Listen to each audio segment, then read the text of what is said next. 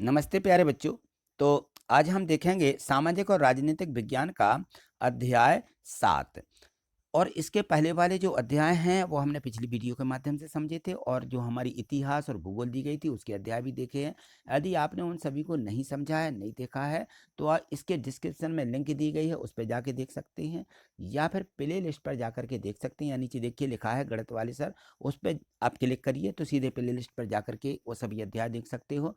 तो आज हम देखेंगे ये अध्याय 7 दिया है कि हाशियाकरण की समझ। ये हाशियाकरण क्या है? तो आदिवासी शब्द का पहले आशय स्पष्ट कीजिए। यहाँ पे लिखा है प्रश्न 1 में, तो इसको देखिए।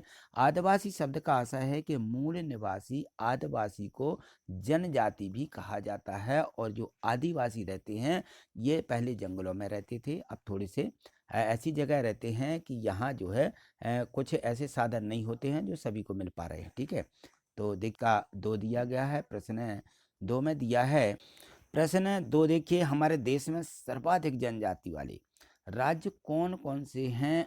देखिए यहाँ पे हमें लिखना है, तो छत्तीसगढ़, झारखंड, मध्य प्रदेश, उड़ीसा, गुजरात, महाराष्ट्र, राजस्थान, आंध्र प्रदेश, पश्चिम बंगाल तथा उत्तर पूर्व में अरुणाचल प्रदेश, असम, मणिपुर, मेघालय और मिजोरम।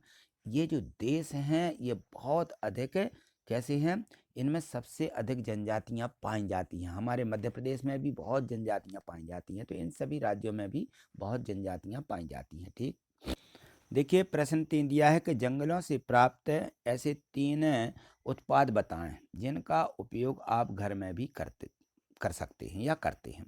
तो जंगलों से प्राप्त होती हैं वो चीज़ें, सबसे पहले देखिए, लोहे, तांबे, सोने और चांदी के जो अयस्क हैं, कोयला है और हीरा, कीमती इमारती लकड़ी, ज़्यादातर जड़ी बूटियाँ और पशुओं का जो उत्पाद है ये सभी जंगलों से ही मिलते हैं। ठीक है ना। प्रश्न 4 दिया है कि आदिवासी जो लड़की सीमा यह क्यों कहती है कि मैं आदिवासियों की कहानी पर फिल्म बनाऊंगी। तो यहाँ देखें कि लड़की सोमा जो है यह क्यों कहती है।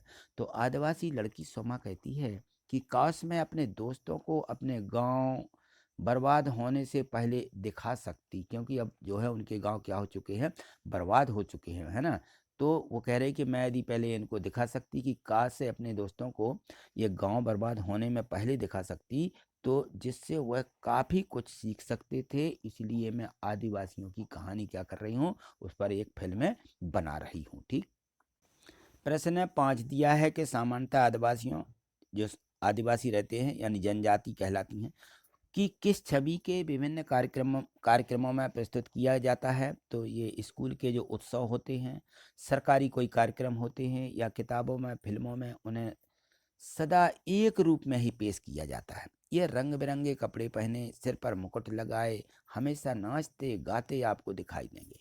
प्रश्न 6 क्या है कि क्या कारण है कि अधिकांश आदिवासी समुदाय बड़ी बड़ी रियासतों के अधीन नहीं रहे हैं? तो इनका भी एक विशेष कारण रहा है, यहाँ देखिए। तो इसमें दिया है कि 19वीं सदी के मध्य तक तो इन विशाल भूखंडों का जो है आदिवासियों के पास जबरदस्त ज्ञान था। इन इलाकों में इनकी गहरी पैठ भी थी। इनका जो है जंगलों पर पूरा नियंत्रण भी था, इसलिए ये रियासतों के अधीन नहीं रहे हैं। इन्हीं पर इनका पूरा कब्जा था, कोई इनको हड़प नहीं सका था। ठीक, प्रश्न 7 दिया है कि वर्तमान में आदिवासी समुदाय जो है शहर का रुख क्यों कर रहे हैं? जो आदिवासी हैं अब वो लोग शहर को क्यों जा रहे हैं? तो अपने परंपरागत निवास स्थानों के जो है उनके जो अ, छिन जाने की वजह से बहुत सारे आदिवासी काम की तलाश में शहर का रुख कर रहे हैं, क्योंकि ये जो आदिवासी थे ये जो है जंगलों में रहते थे, अब जो है शहरों को जाने लगे हैं कि यहाँ पर काम मिलेगा, और काम करके मजदूरी करके अपना पेट पालन कर रहे हैं। ठीक है, प्रश्न 8 देखिए, क्या कारण है कि खनन परियोजनाओं के कारण विस्थापित होने वालों में 50% से अधिक आदिवासी समुदाय भी है? कोई भी मिले हैं, उद्योग धंधे हों, तो वहाँ पर देखते हैं तो 50% से भी ज़्यादा ये आदिवासी लोग यहाँ पर पाए जाते हैं। तो यहाँ देखिए, जो यहाँ जो ये जनजातियाँ हैं वो भूमि पर कब्जा करने के ताकतवर गुटों में से हमेशा मिलकर के काम किया करते थे, और काफ़ी बार उनकी ज़मीन जबरन छीन ली गई थी। और निर्धारित प्रक्रियाओं का जो पालन है बहुत कम किया गया है। अतः सरकारी आंकड़ों से पता चलता है कि खनन परियोजनाओं के कारण जो ये लोग विस्थापित हुए हैं उनमें ये 50% से अधिक जो है आदिवासी समुदाय ही है।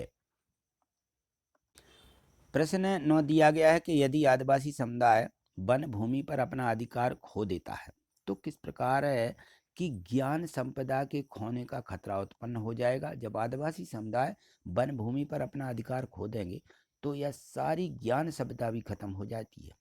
आदिवासी लगभग 1000 तरह के पौधों का इस्तेमाल करते हैं।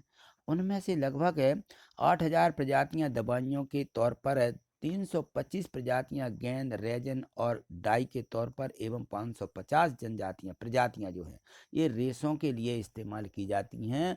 तो इसलिए इनका जो यदि अधिकार खो देते हैं तो ये सारी संपदा खोने का खतरा हो जाएगा। प्रश्न 10 दिया गया है कि अल्पसंख्यकों के लिए सुरक्षात्मक प्रावधानों की आवश्यकता क्यों है।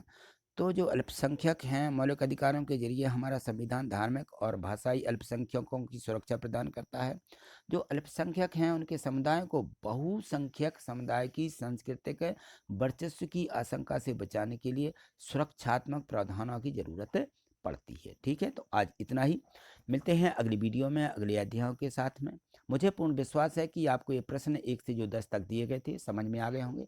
तो आप इनको अपनी एड बुक जो एड ग्रेड बुक दी गई है उसमें लिख लीजिए। ठीक है, और प्रत्येक वीडियो को लाइक करना मत भूलिए, एक लाइक जरूर करिए। ठीक है, थैंक यू, धन्यवाद।